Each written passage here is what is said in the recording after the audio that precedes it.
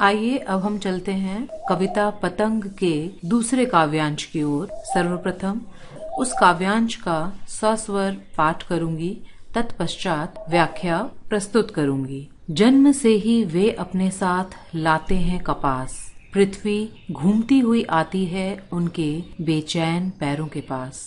जब वे दौड़ते हैं बेसुध, छतों को भी नरम बनाते हुए, दिशाओं को मृदंग की तरह बजाते हुए, जब वे पेंग भरते हुए चले आते हैं डाल की तरह लचीले वेग से, अक्सर छतों के खतरनाक किनारों तक, उस समय गिरने से बचाता है उन्हें सिर्फ उनके ही रोमांचित शरीर का संगीत। पतंगों के साथ साथ वे भी उड़ रहे हैं। पतंगों की धड़कती ऊंचाइयां उन्हें थाम लेती हैं महज एक धागे के सहारे, अपने रंध्रों के सहारे।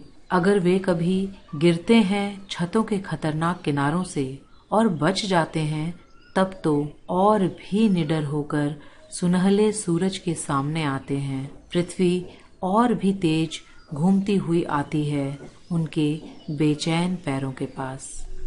यहाँ कपास का अर्थ नरम अनुभूति के लिए हुआ है। बेसुध से तात्पर्य मस्त रहने से है। मृदंग एक प्रकार का बजाया जाने वाला वाद्य यंत्र है। पेंग भरना से तात्पर्य झूला झूलने से है। डाल से तात्पर्य पेड़ की शाख से है। लचीले वेग से तात्पर्य लचीली गति से है। अक्सर से तात्पर्य प्रायः। रोमांचित से तात्पर्य पुलकित होने से है। महज से तात्पर्य केवल या सिर्फ से है। रंध्र से तात्पर्य रोम छिद्र से है। बेचैन से तात्पर्य निरंतर या चंचल होने से है। इस कवितांश में कवि ने बच्चों की अबाध चंचलता और आवेग का चित्रण किया है।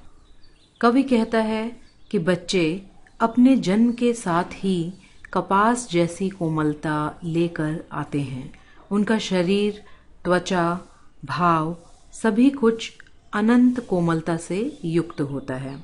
वे एक अदृश्य सत्य को प्रकट करते हुए बताते हैं कि खुद धरती ही घूमती हुई निरंतर चंचलता में रहने वाले पैरों के पास आती है। यहाँ पर कवि ने कल्पना को दार्शनिक परिकल्पना में भी बदलने का प्रयास किया है। यह कवि यह बताता है कि बच्चों के पैर धरती पर दौड़ने नहीं जाते, इसके उलट स्वयं धरती ही उनके व्याकुल पैरों के पास आ पहुंचती है, अर्थात समूची धरती ही उनके पैरों की गति के सामने छोटी है। अपनी धुरी पर घूम रही पृथ्वी का गति को इस तरह कवि ने एक नया ही अर्थ दे दिया है। कवि कहता है कि जिस समय बच्चे अपनी सुध बुध खोकर दौड़ रहे होते हैं, तब छतों की कठोरता भी उनके लिए नरम बन जाती है। वे उसकी परवाह नहीं करते। दिशाएं उनके लिए दिशाएं नहीं रहती, मृदंग बनकर रस बरसाने लगती हैं। बच्चे उस रस के जनक भी हैं और उसमें सराबोर भी हैं। वे उसमें डूबे हुए हैं। वे हवा में उड़ते हुए भाग रहे होते हैं। यह तभी संभव हो पाता है जब वे अपनी सुध बुध खो देते हैं। कवि एक और उपमा का प्रयोग करते हुए बताता है कि जैसे एक लचीली डाली मोड़कर छोड़ी जाए तो वह अपनी सबसे तेज गति से अपने पूर्व स्थान की ओर लौटती है। वही गति बच्चों के पास होती है। वह अन्यत्र कहीं मिलना दुर्लभ है।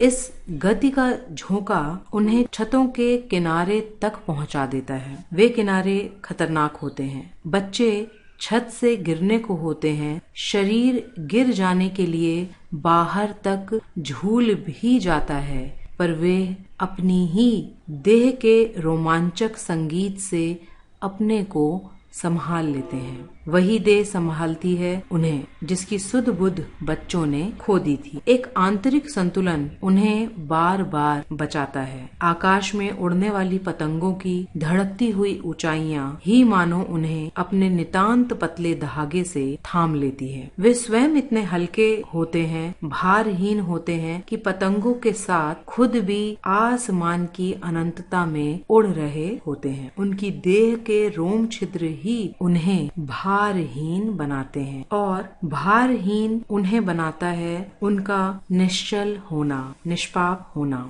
वास्तव में यह उड़ान उनकी आकांक्षाओं की उड़ान है, आशाओं की उड़ान है, संभावनाओं की उड़ान है। असल में एक बच्चा ही संसार की सबसे बड़ी संभावना है। उसके अंदर से महानता, श्रेष्ठता और महामानवता के पैदा हो सकने की संभावना होती है। पर एक बात यह भी है कि दुर्घटनाएं भी होती ही हैं। कभी वह पल भी बच्चों के जीवन में आता है जब वे संतुलन साध नहीं पाते और छतों से गिर जाते हैं। गिरते तो हैं पर उन्हें कुछ नहीं होता। मामूली चोटें लगती हैं जो कुछ दिनों के अंतराल में गायब हो जाती हैं। अक्सर ऐसी चोटें अपना निशान तक नहीं छोड़ती। गिरना अब उनके लिए दुर्घटना नहीं है, एक सबक है, भय से मुक्त हो जाने का सबक। जब तक वह गिरा न था, गिरने से डरा हुआ था। गिर चुका तो निर्भय हो गया, साहसी हो गया। गिरने का काल्पनिक भय या डर समाप्त हो गया। अब बच्चा जोखम उठाने का साहस करने वाला बन गया है। अब वह सूर्य की तपन का सामना करने को तैयार है, चुनौतियों का मुकाबला करने को तैयार है। उनकी आकांक्षाओं का दायरा इतना बड़ा हो जाता है कि धरती की सीमाएं छोटी पड़ जाती हैं। पृथ्वी विराट आकांक्षाओं से युक्त बच्चों के आतुर पैरों के पास और भी तेज गति से चली आती है। अब उसे बच्चे की गति का मुकाबला करना है। यहाँ मामला उल्टा हो गया है। पहले बच्चे के सामने धरती की गति की चुनौती थी, अब धरती के सामने बच्चे की आकांक्षाओं की गति की विराट चुनौतियां हैं। दिशाओं को मृदंग की तरह बजाते हुए इस पंक्ति में उपमा अलंकार है। डाल की तरह लचीले वेग से अक्सर इस पंक्ति में उपमा अलंकार है। जन्म से ही वे अपने साथ लाते हैं कपास, इसमें उत्प्रेक्षा अलंकार है। पतंगों के साथ साथ वे भी उड़ रहे हैं, इसमें भी उत्प्रेक्षा अलंकार है। आइए अब हम जानते हैं उत्प्रेक्षा अलंकार किसे कहते हैं। जहाँ पर उपमान के न होने पर उपमेय को ही उपमान मान लिया जाए, अर्थात अप्रस्तुत को ही प्रस्तुत मान लिया जाए, वहाँ पर उत्प्रेक्षा अलंकार होता है। हालांकि इन पंक्तियों में मानो शब्द का लोप है। उसे अगर हम आरंभ में लगा दें तो अर्थ की व्यंजना हो जाती है। जैसे यहाँ पर है, पतंगों के साथ साथ वे भी उड़ रहे हैं। मानो पतंगों के साथ साथ वे भी उड़ रहे हैं। यहाँ पर अप्रस्तुत है, वास्तव में बच्चे उड़ नहीं रहे हैं, लेकिन ऐसा माना जा रहा है कि पतंगों के साथ साथ बच्चे भी उड़ रहे हैं। जन्म से ही वे अपने साथ लाते हैं कपास। इस पंक्ति में कपास प्रतीक के रूप में आया है।